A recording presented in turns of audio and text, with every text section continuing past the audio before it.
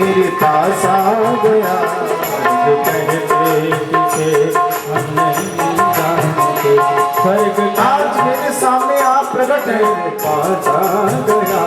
स्वर्ग कहते किसे जानते हम नहीं।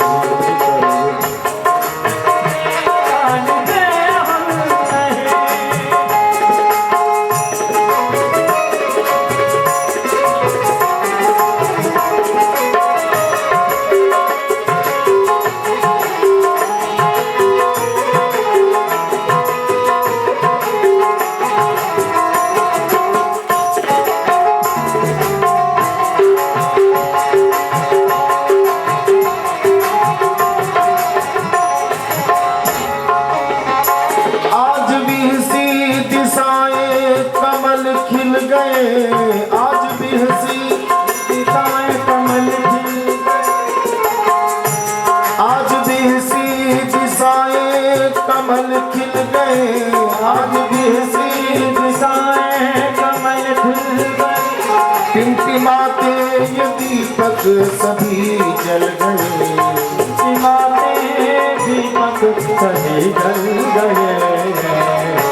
आज परियों ने मंगल सजाए मुदित, आज परियों ने मंगल सजाए मुदित। मन अनूठा नया चंद्रमा पा गया, जानते हमने स्वर्ग कहते किसे जानते हमने। अरे परमात्मा को संसार में कहाँ खोज रहे हो, वो तो तुम्हारे अंदर बैठा है। ईशावास्यमिदं सर्वं यत्किंचित् जगत्यां जगत् आपके अंदर बैठा है। जय हो।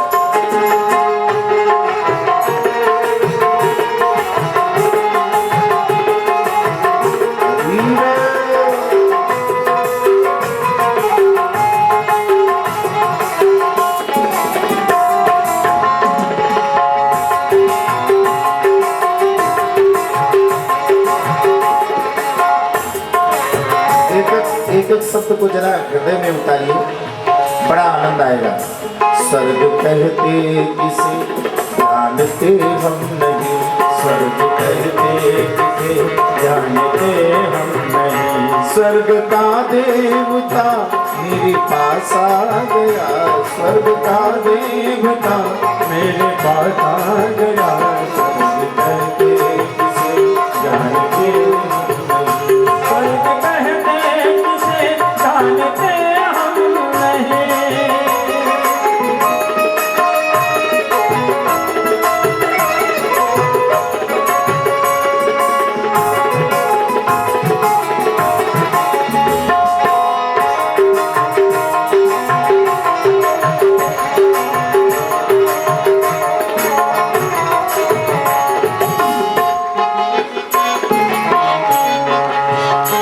कोकिलाओं ने घोला में सरस मधुर, कोकिलाओं ने घोला में सरस मधुर, कोकिलाओं ने घोला है।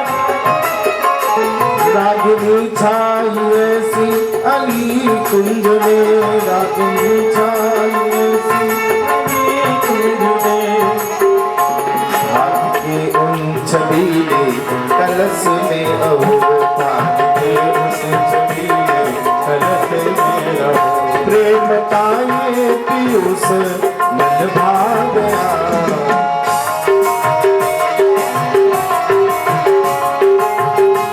बहुत प्यारी पति है पहली। स्वर्ग कहते किसे जानते हम नहीं, स्वर्ग कहते किसे जानते हम नहीं। स्वर्ग का देवता मेरे पास आ गया, स्वर्ग कहते किसे जानते हम नहीं, स्वर्ग कहते किसे जानते हम नहीं। स्वर्ग का देवता मेरे पास आ गया।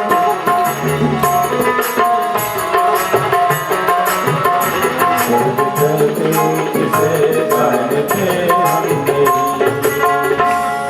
बोलिए भक्तवत्सल भगवान की। देकर अपने भक्त को मनवांछित वरदान,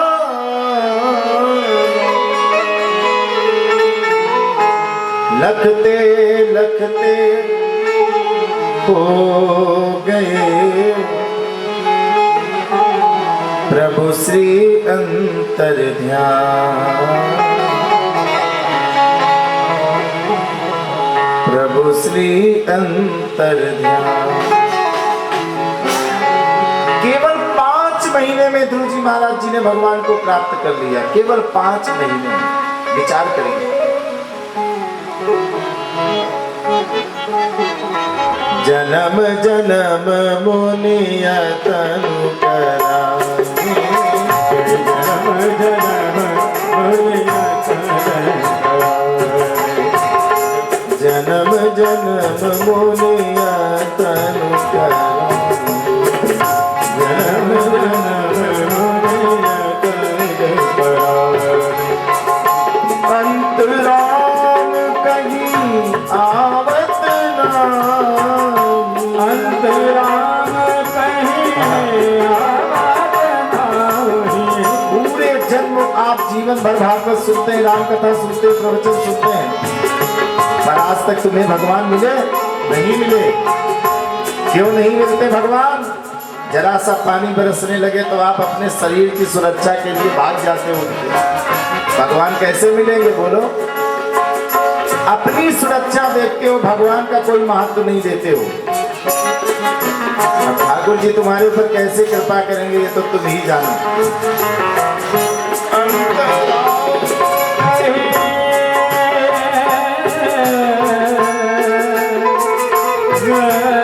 बहुत अच्छा गाना था।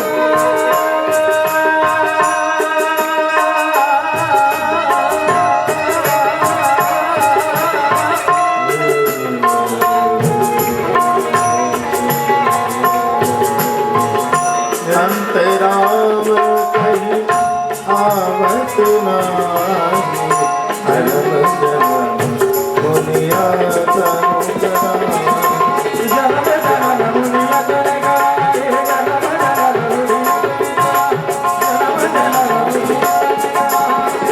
जन्म जन्म मुनिया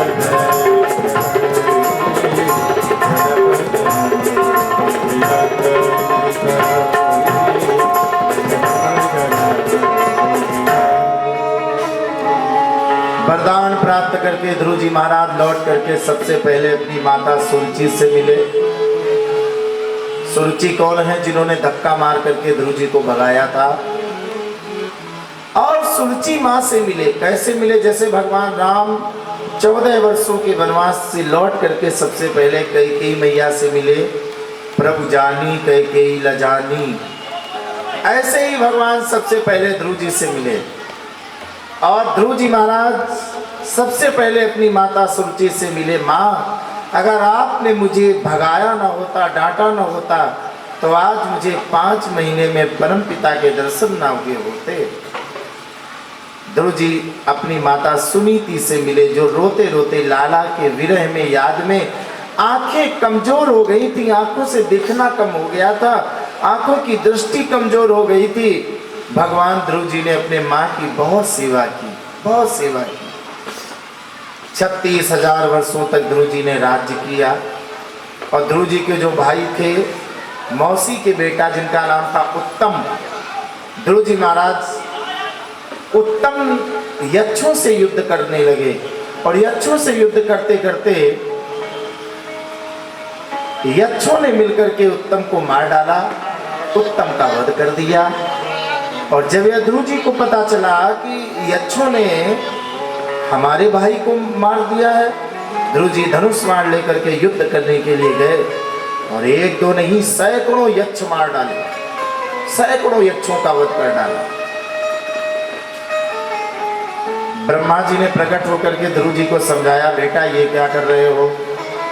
भक्त्या तुष्यति केवलम न तु बलम भक्त प्रियो माधवा। भक्त अगर युद्ध करेंगे तो संसार में सदाचार की बातें कौन करेगा? बेटा युद्ध बंद करो। ध्रुव जी ने युद्ध बंद कर दिया। तब तक ध्रुव जी ने सैकड़ों यक्ष मार डाले थे, सैकड़ों यक्षों का वध कर डाला। वापस लौट करके ध्रुव जी महाराज आए और सबसे पहले ध्रुव की माता विमान पर बैठ करके वैकुंठ की ओर गई है सुनी। और ध्रुव जी महाराज जी भी जब जाने लगे, ध्रुव जी के 2 पुत्र जन्मे हैं जिनका नाम है उत्कल और वत्सल। उत्कल तपस्या करने चले गए, वत्सल को ध्रुव जी महाराज ने राजा बनाया और ध्रुव जी महाराज भगवत धाम को छोड़कर जाने लगे। जब जाने लगे तो रास्ते में मृत्यु देवता मिल गए। मृत्यु देवता ने कहा भगवान ध्रुव पहले हमें तो स्वीकार कर लो। ध्रुव जी ने अपना चरण मृत्यु देवता के सिर पर रख दिया। ये भक्त का अपना आनंद है, भक्त का स्वभाव है, भक्त का सुख है।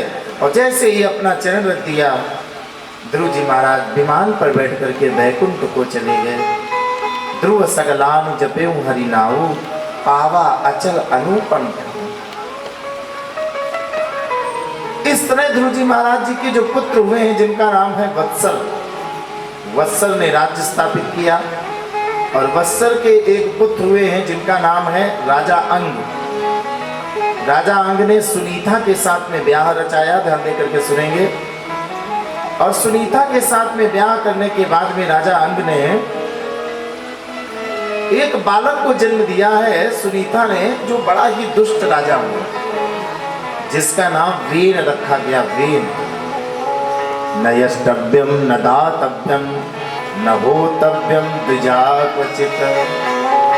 कोई भी यज्ञ नहीं करेगा, कोई भी हवन नहीं करेगा, कोई भी भजन नहीं करेगा। वेन बड़ा पापी राजा हुआ, बहुत पाप किया इसने। संत महात्माओं ने पूछा महाराज ये बताओ तो भजन किसका करूं? वेन ने कहा मेरे कहने पर अगर भजन ज्यादा करना है तो मेरे नाम का भजन करो, मेरे नाम का हवन करो, मेरे नाम का पूजा पाठ करो। वेन की बात किसी ने स्वीकार नहीं की। महात्माओं ने और क्षेत्रीय राजाओं ने मिलकर के वेन का वध कर दिया। और जैसे ही वेन के शरीर का मंथन किया गया तो भुजाओं का मंथन करते करते वेन के भुजा से पृथु भगवान का अवतार हो गया, अर्ची देवी प्रकट हो गई। ये भगवान के 24 अवतारों में पृथु जी का नाम आता है। बोले पृथु जी महाराज की। पृथु और अर्ची देवी प्रकट हुई। पृथु और अर्ची देवी ने आपस में विवाह किया। पृथु जी ने देखा कि इस दुनिया में तो कुछ है ही नहीं, वेन के पाप के कारण पृथ्वी मैया ने सब छिपा रखा है। सो पृथु जी महाराज जी ने जगह जगह स्थान स्थान पर सबसे पहले माता पृथ्वी को डांटा और कहा हे पृथ्वी वसुंधरा वसुधे त्वाम वधिष्यामि। हे वसुधा पृथ्वी। और आप लोग जरा एक विशेष बात कथा में सीख लें, पृथु के नाम से ही इस वसुधा का नाम पृथ्वी पड़ा है। पृथु के नाम से, पृथु के नाम से ही इस धरा का, इस वसुंधरा का नाम पृथ्वी पड़ा है। पृथु जी महाराज जी ने प्रजा का पालन किया। स्थान स्थानों पर जाकर के गांव नगरों इत्यादि का निर्माण कराया। ब्राह्मणों ने पृथु जी महाराज जी का अभिषेक किया। देवताओं ने पृथु जी को रथ प्रदान किया। भागम बर्धिसिया वृद्धत्व कृते नन तनोति च नवो वमु। आगे पृथु जी महाराज जी ने पृथ्वी का दोहन किया है। और सुखदेव जी महाराज जी कहते हैं पृथु जी के वंश में अनेक राजा हुए और उन राजाओं ने पृथ्वी पर राज्य स्थापित किया। और यहीं पर प्रचेताओं की कथा आती है क्योंकि इन्होंने बहुत यज्ञ किए थे और प्रचेताओं से प्राचीन बलि हुए। प्राचीन बलि की कोई संतान नहीं हुई। नारद जी ने इनको उपदेश दिया और पुरंजनोपाख्यान की कथा सुनाई है।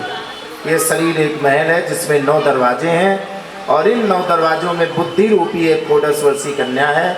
और इस महल रूपी शरीर में आत्मा रूपी पुरंजन प्रवेश कर जाता है। बुद्धि रूपी कन्या की सुंदरता में फंस करके उसी का दीवाना बन जाता है।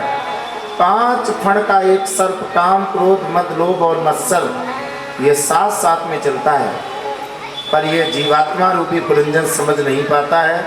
365 गंधर्व 365 गंधर्वियाँ ये दिन और रात के रूप में एक एक दिन हमारे जीवन का क्रम होता है। और एक दिन जरा नाम का वृद्ध पुरुष आता है जो युद्ध के लिए ललकारता है।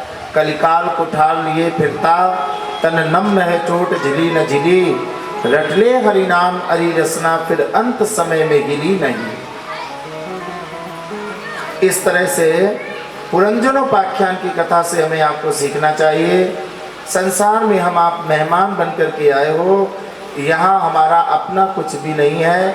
जो भी आपको दिख रहा है सब किराए का है, यहाँ अपना कुछ नहीं है। जो लोग अपना अपना मान लेते हैं वो फिर इसी में बार बार फंसते हैं, इसी में बार बार आते हैं। अगर कर्म का फल न मिलना होता तो आप देखिए कितने जानवर जीव जंतु बेचारे भूखे घूम रहे हैं, सर्दी में बेचारे सर्दी लग रही उन्हें कांप रहे हैं सर्दी का, पर कोई ना उनको वस्त्र देने वाला है, ना कोई भोजन देने वाला है, ना उन्हें कोई पानी पिलाने वाला है कोई? बोलो, नहीं है।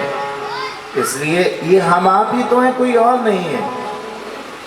हम आप ही हैं, कोई और नहीं है। इसलिए थोड़ा सावधान होकर के अपने मानव जीवन को कृतार्थ करना चाहिए। भगवत शरण में भगवत उपासना करते हुए परमात्मा चरणों में समर्पित रहना चाहिए।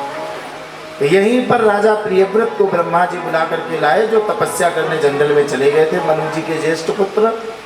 और प्रियव्रत का विवाह करवाया कि महाराज गृहस्थ आश्रम को अपनाओ, क्योंकि गृहस्थ आश्रम सबसे बड़ा है।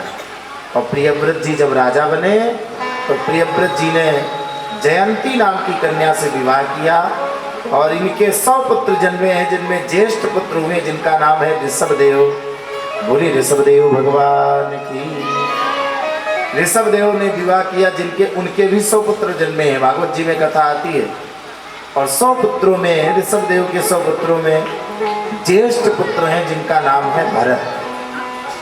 भरत, जिसके नाम से ही हमारा आपका जीवन भर जाता है, वही भरत है। और वैसे भी हमारे देश में 3 भरत हुए हैं, 3 भरत। सबसे पहले तो दुष्यंत शकुंतला नंदन भरत, जिन्होंने बाल्यावस्था में ही सिंह के दांत गिन लिए। और दूसरे भरत हैं ऋषभदेव के पुत्र भरत। और तीसरे भरत हैं राम जी के भैया भरत। राम के भैया भरत के, राम के भाई भरत का भी चरित्र बहुत सुंदर आता है। ये भी कोई साधारण नहीं है। भरत चरित करने, रामचरितमानस के अयोध्याकांड के अंतिम सोरठे का जरा दर्शन करिए। भरत चरित करने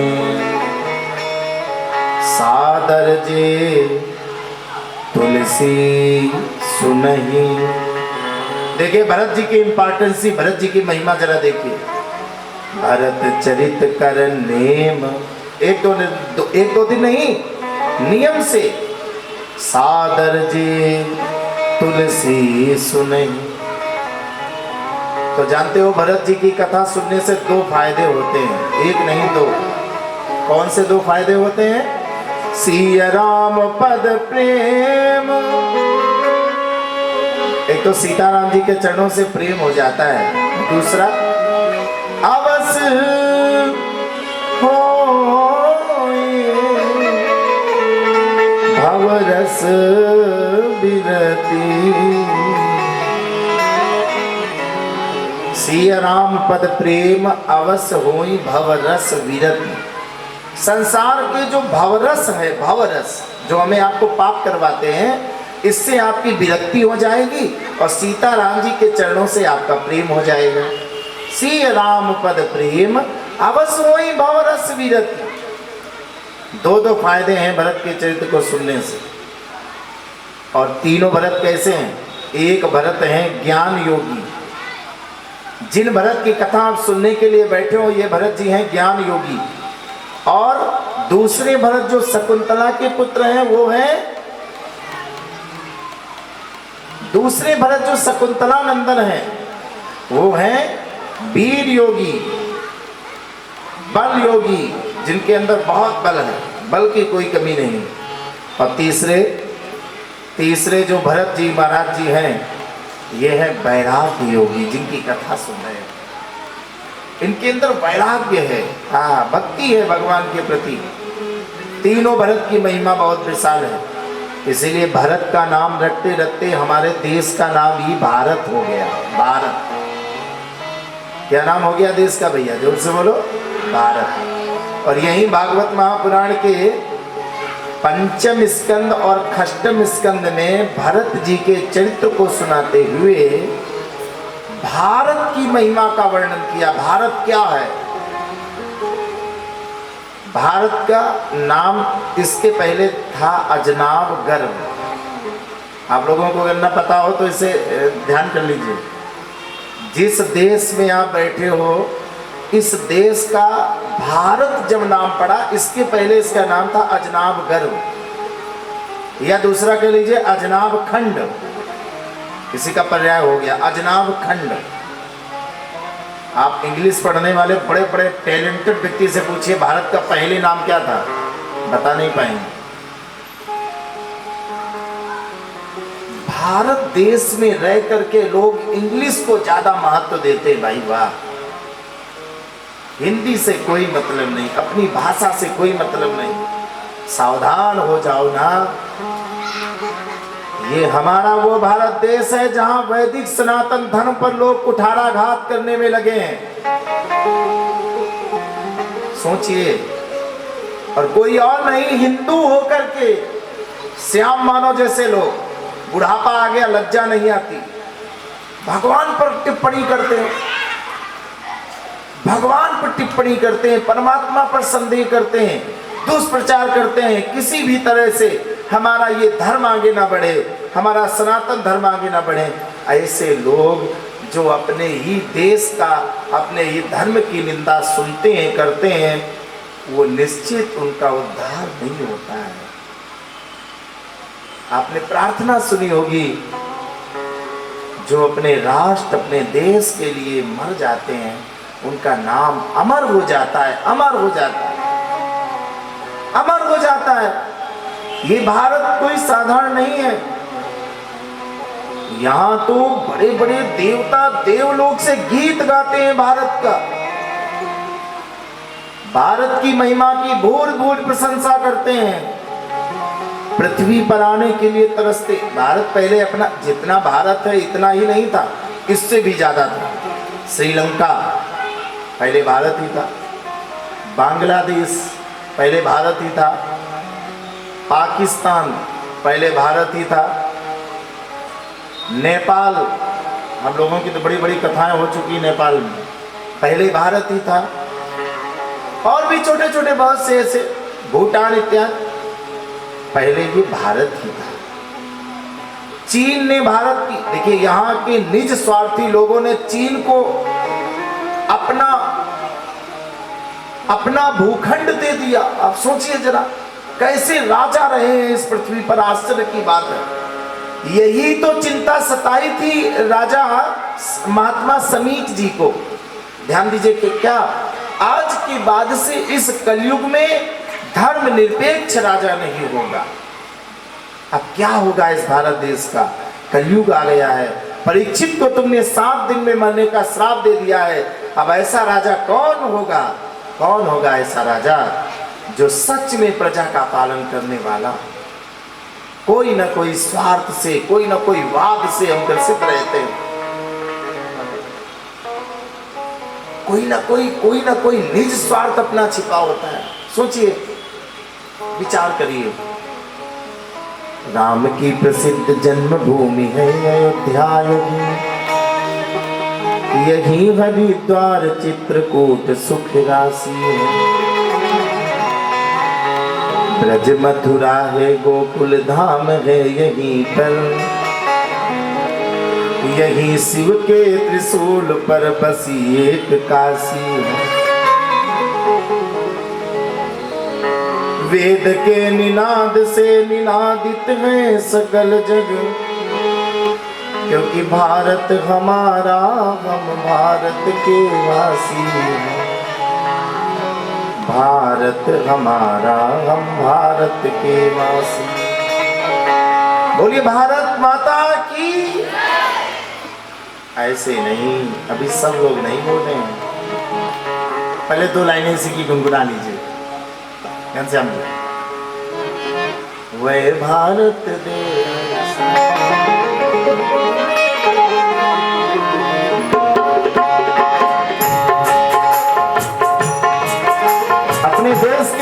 जरा प्रेम दिखाओ। डाल डाल पर सोने सी चिड़िया करती है बसेरा, ओ भारत देश मेरा, ओ भारत देश मेरा। इधर जो छुपे हुए बैठे हैं, अब उठ जाओ, आप लोग कुर्सियां खाली पड़ी, आ जाओ आ जाओ आ जाओ। कोई चीनी के नहीं बने हो जो भूल जाओगे, कम हो जाओगे। डॉक्टर बेचारे पैसा लूटते हैं तुम्हारा वजन कम करने के लिए, और जरा पानी में भीग जाओगे तो वजन कम हो जाएगा। आ जाओ, बड़े कप्तान हैं बेचारे, अभी भी नहीं उठ रहे। वह भारत देश में, भारत देश है मेरा, भारत देश है मेरा, भारत देश है मेरा। जहाँ सत्य अहिंसा और धर्म का पग पग लगता डेरा। भारत देश है मेरा, भारत देश है रहो।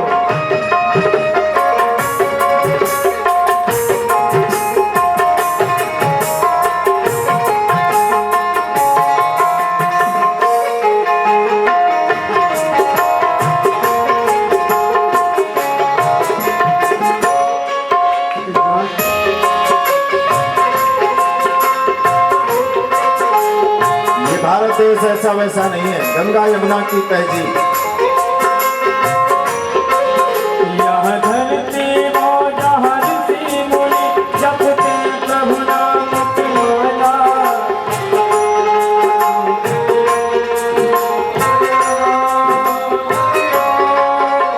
ये धरती जहाँ पे ऋषि मुनि जपते हरि नाम की माला, जपते हरि नाम की माला। हर बालक एक मोहन है और हर राधा एक बाला।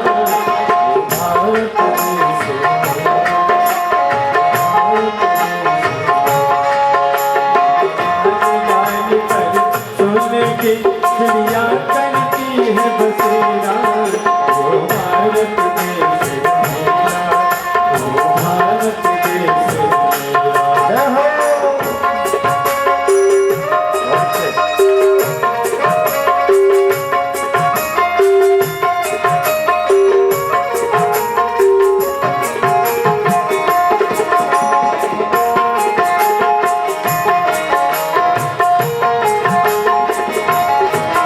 जहाँ गंगा यमुना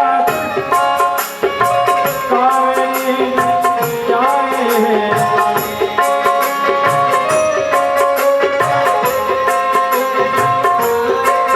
जहाँ उत्तर दक्षिण पूरब पश्चिम को अमृत पिलवाए हैं। तो अमृत बरसाए,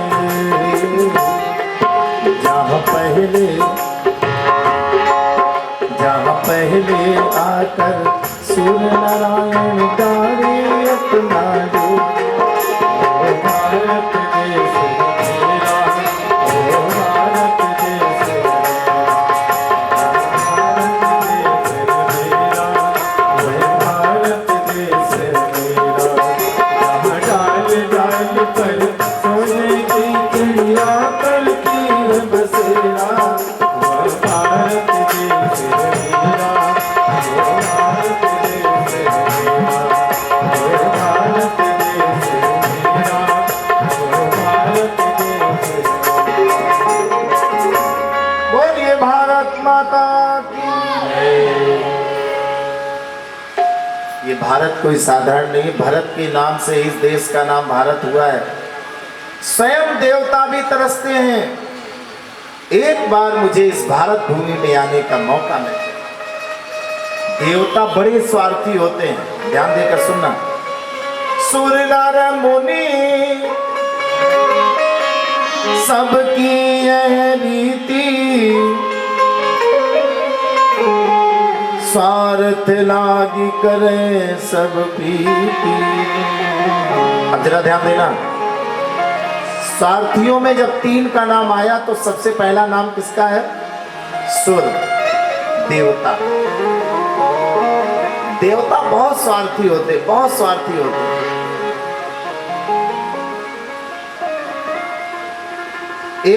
आप एक उदाहरण से समझिए। भगवान नारायण ने देवताओं से कहा कि मृत्यु लोक में जाओगे? देवताओं ने सिर हिला दिया, नहीं सरकार, मैं तो स्वर्ग में ही रहूंगा, यहाँ बड़ा आनंद है। अच्छा, पहले बेचारे स्वर्ग मांगने लगे, और जब स्वर्ग में रख दिया भगवान ने, और मृत्यु लोक में भगवान की मंगलमयी कथाएं, यज्ञ हवन जप पूजन देखा, सत्संग देखा, प्रेम देखा, तो देवता भी आकाश से ललचाते हैं कि मुझे भी मृत्यु लोक में आने को मिल जाए, मुझे भी मृत्यु लोक में आने को मिल जाए। इसका एक उदाहरण मैं आपको दे रहा हूं, उससे समझिए। एक बार एक राजा ने अपने राज्य में उद्घोष कर दिया कि जो भी व्यक्ति आज आएगा उसको सोना मिलेगा। एक जगह पर सोने के आभूषणों का ढेर लगा दिया, बहुत ध्यान से सुनना, और दूसरी जगह लोहा रख दिया। 2 काउंटर लगा दिए, एक में सोना और एक में लोहा। अब जरा ध्यान से सुनना। तो जितने थे